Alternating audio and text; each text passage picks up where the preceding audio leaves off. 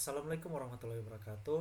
Perkenalkan, nama saya Muhammad Dafa Al-Hafiz Dimonti dengan NIM F521-23023. Pada kesempatan kali ini saya akan membahas terkait computational thinking.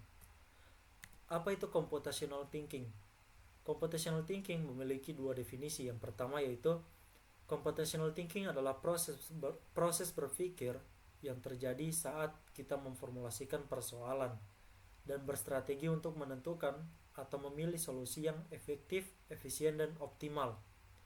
Yang kedua, computational thinking adalah kemampuan untuk berpikir dengan memanfaatkan teknologi atau komputer sebagai alat bantu. Namun sebelum kita masuk ke materi lebih dalam, kita harus tahu mengapa kita perlu kemampuan berpikir secara komputasional. Salah satu alasan kita perlu berpikir secara komputasional adalah skor PISA. PISA atau singkatan dari Program for International Student Assessment adalah studi yang diselenggarakan oleh Organization for Economic Cooperation and Development atau disingkat OECD. Mereka melakukan survei untuk mengetahui tingkat literasi dasar siswa berusia 15 tahun. Dan Indonesia sudah mengikuti mulai dari tahun 2000 dan juga sudah mengikuti sebanyak 7 putaran hingga sekarang. Ini adalah perbandingan dari hasil PISA tahun 2018 dan juga tahun 2022, yang dimana terlihat terjadi sebuah penurunan dari ketiga hasil yang telah dilakukan. Penurunan tersebut dapat mempengaruhi tingkat kualitas dari tenaga kerja di Indonesia. Maka dari itu kita perlu mempelajari kemampuan berpikir secara komputasional. Selanjutnya, elemen-elemen computational thinking. Ada 4 elemen computational thinking, yaitu yang pertama decomposing, abstraction, pattern recognition, dan algorithms.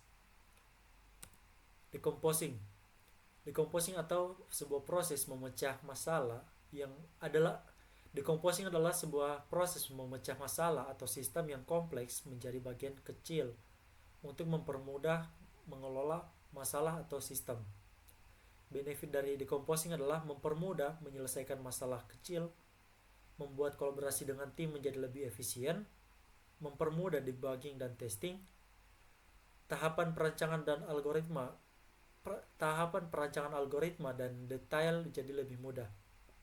Yang kedua, abstraction adalah proses kita fokus pada bagian yang penting dan mengabaikan detail yang tidak penting.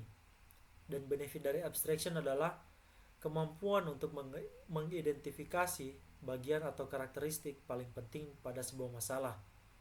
Yang kedua, membuat representasi dari masalah menjadi lebih mudah. Karena kita telah mengetahui masalah yang penting saja, apa bagian yang penting dari masalah tersebut, maka akan membuat masalah jadi lebih mudah. Kemudian, pattern recognition, mencari atau mengenali pola yang sesuai dari masalah yang sudah pernah dihadapi. Benefit dari pattern recognition adalah sebuah skill untuk mengenali kemiripan dan perbedaan antara objek maupun konsep.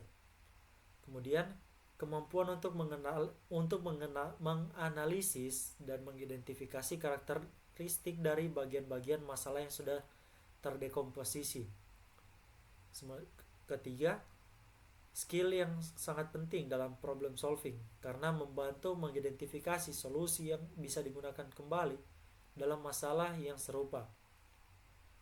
Kemudian yang keempat, algorithms, membuat langkah-langkah atau urutan yang harus diikuti untuk menyelesaikan permasalahan secara efisien.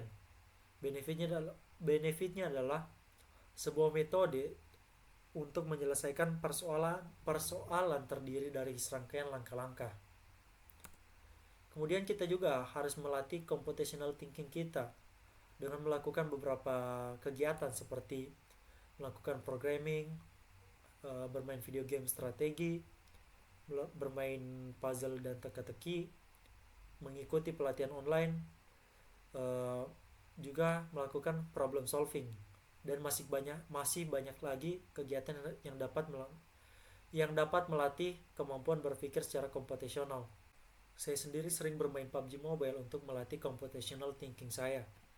Eh, di dalam game PUBG Mobile yang merupakan sebuah game FPS strategi, terdapat sebuah mekanisme yang disebut dengan safe zone. Safe zone ditandai dengan lingkaran pada bagian map yang dapat muncul secara acak di bagian-bagian map. Bisa berada di tengah, atas, sebelah kanan maupun di bagian bawah. Eh, dan untuk bertahan hidup di dalam game PUBG Mobile, kita harus berada di dalam safe zone. Nah, jika misalnya kita berada di luar safe zone, misalnya di Yasnaya, kita pastinya akan berpikir cara untuk memasuki safe zone.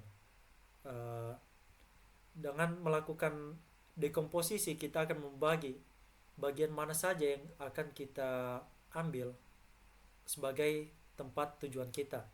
Bisa bagian Pochinki, Milta, atau Milta. Dengan melakukan decomposition, kita sudah membagi dua tempat yang menjadi tujuan kita. Nah, kita kemudian lakukan abstraction, fokus pada pokok permasalahannya. Di bagian kedua map itu, dua pilihan itu, pastinya akan terdapat musuh-musuh yang sudah menunggu kita. Nah, kemudian kita melakukan pattern recognition, uh, mengenali kira-kira dari pengalaman kita bagian mana saja yang akan banyak musuh. Nah, setelah kita melakukan pattern recognition, nah akhirnya kita memilih Milta karena Milta tersebut memiliki sedikit kemungkinan akan ada orang di bagian zona. Nah, kemudian kita langkah terakhir yaitu uh, algorithms, yaitu melakukan membuat sebuah langkah-langkah untuk kita lalui, atau urutan-urutan yang harus kita lalui agar masuk ke zona aman dengan selamat, yaitu dengan membuat jalan. Ya, itu saja yang bisa kita ambil dari permainan PUBG Mobile.